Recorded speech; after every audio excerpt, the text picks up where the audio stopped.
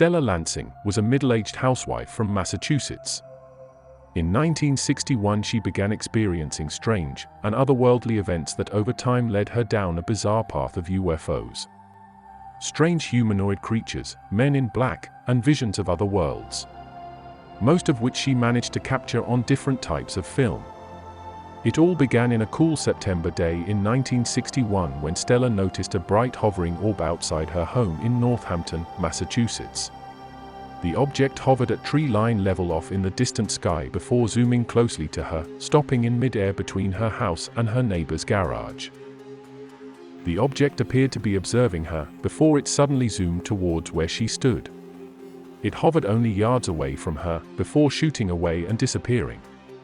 Although another 4 years would pass by before another encounter, she would soon start to see these mysterious objects more and more regularly. That terrifying incident, although short, marked the beginning of Stella's journey. While driving to a friend's house to deliver candles to them in the middle of the blackout, Lansing would see the orb-like object again. She was alone on the road, except for the orb that appeared to follow her, weaving in and out of the telephone poles along the way. Out of nowhere, a dark car appeared on the road alongside her. For reasons she couldn't explain, she believed that the orb was driving the car. It eventually pulled over to the side of the road and came to a stop. Lansing kept her vehicle moving, noticing that the orb had also changed direction, and was now heading over the fields that ran alongside the highway. She kept the orb in her sight until she could no longer see it, and then carried on to her friend's house. Incidentally, many researchers have drawn connections with strange UFO sightings and the East Coast blackout. The black car then rolled off the highway, down a hill to a standstill. As Stella slowly drove past it, she got a sense that the occupants of the car were looking as the bright orb suddenly dipped below the telephone wires and into a nearby field. From there, Stella saw the light fly northwest before flaring up into the dark sky. She kept her car moving until she reached the safety of her friend's house. 2 years passed and Stella continued to see strange lights in the sky that at times would follow her. She had mentioned her experiences only to her family and close friends by the mid to late 60s. Still unaware of what these lights were or what they wanted, she would never imagine what horrors would soon come to visit her.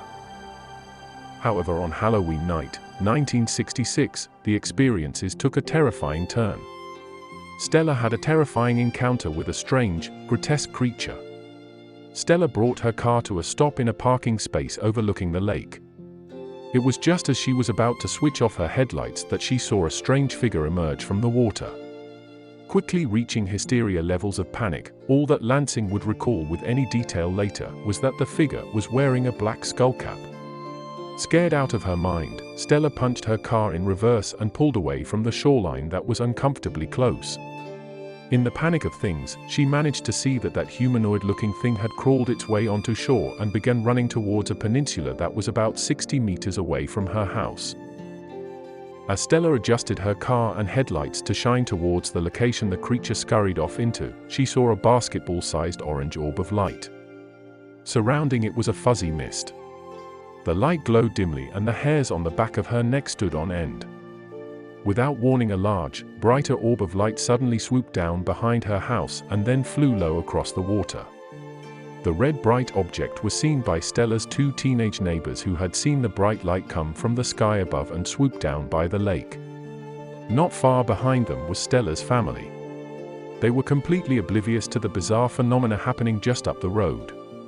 Although Stella had been attempting to capture pictures of these objects for some time, following the Halloween encounter by the lake, she obtained an 8mm camera. If she simply recorded the events, then she would surely catch more of what she was seeing for analysis. Stella happened to once again see strange lights. It was on the night of February 18, 1967, that Stella stopped her car on Route 32, near the intersection of Warren Road and Flint Street. She got out of her car to get a better look at the light. She noticed that another passenger car had pulled off the road and the driver too had gotten out due to the odd nature of lights. It was on the 18th of February 1967, almost 3 months since the Halloween encounter, when Lansing used the 8mm camera in an attempt to capture the strange orb phenomena she had been seeing since the start of the decade. driving along Route 32 in Northampton. It was on April of 1968 that Stella finally purchased a Bell and Howell projector of her own. A new piece of technology that allowed her to slow down the footage she shot that fateful night to 2 frames a second, revealing unnerving images she had failed to see before. The bright object she filmed on that desolate road that night in 1967 contained a few frames of the heads and torsos of strangers. Strange men in what Stella believed to be a craft of some sorts. In one of the images of the orbs from Route 32 in February 1967, Lansing could clearly see the heads and bodies of strange men. She would later say, "I never saw the people when filming it. I can't tell you what object they came out of or what they were in. The only thing I could think of is that they must have come from the soft white object." According to Lansing, this white craft remained hovering over them all the while she was filming. The 4 strange men that Lansing had captured would become known as the occupants. By 1970 she had been already taking photographs that contained strange lights or structures superimposed on them. A mysterious clock-like pattern also began to appear on her films and photographs. Strangely enough, the geometric patterns appear on the film itself, overlapping the frames of the footage. However remarkable these images appear at first glance, no official investigation was done on Stella's claims and impressive evidence. There had been no real interest until one day in 1971 when Stella walked into a UFO conference and told her story to Dr. Berthold Schwartz. In 1971, a decade since the orbs had first made themselves known to Stella, she would meet Dr. Berthold Erich Schwartz at a UFO conference. Dr. Schwartz had a keen interest in the paranormal, including ufology, and was extremely interested in what Lansing had to say, particularly when she offered to show him the proof of her claims in the films she had shot.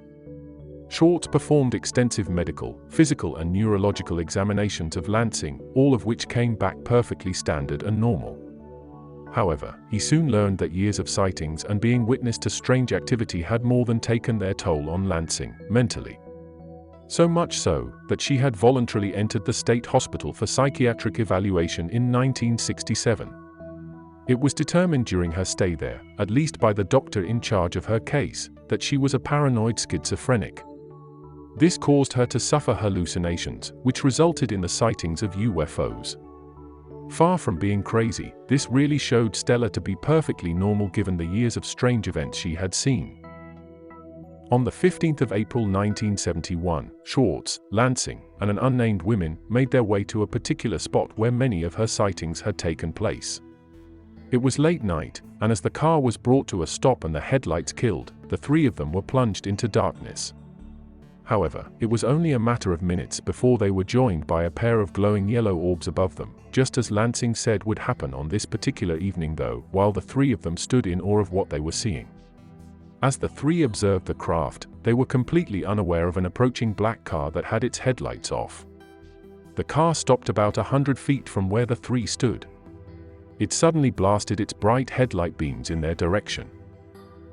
The incident that night led Dr. Schwartz to believe that something unexplainable was happening to Stella and that it was in no way a cleverly done hoax since the distant UFO lights had no way of being projected onto the night sky. Dr. Schwartz even refuted claims by many that they were subjects of a mass hallucination, an explanation that is often used to explain multiple witnesses citing the same phenomena. An impossible hypothesis since there exists no such thing as mass hallucinations. In 1991, a television show, Sightings, picked up on Lansing's story. They obtained the film and transferred it to VHS tape for purposes of the broadcast. The picture that showed the occupant's image, when viewed on the newly transferred VHS tape, now contained strange and mysterious voices, only audible over this particular section of film. To say it shocked all those involved, including Lansing, is an understatement. Stella Lansing continued to research the phenomena she managed to capture and tap into. However, at the time of her death in 2012, she still had no answers as to what she was seeing, or why. There is undeniably a connection between the strange sightings Lansing experienced and the bizarre images she captured in her film. Was that some kind of unintended consequence? Or were they some kind of message or attempts at communication? Perhaps they were even images of another dimension or reality.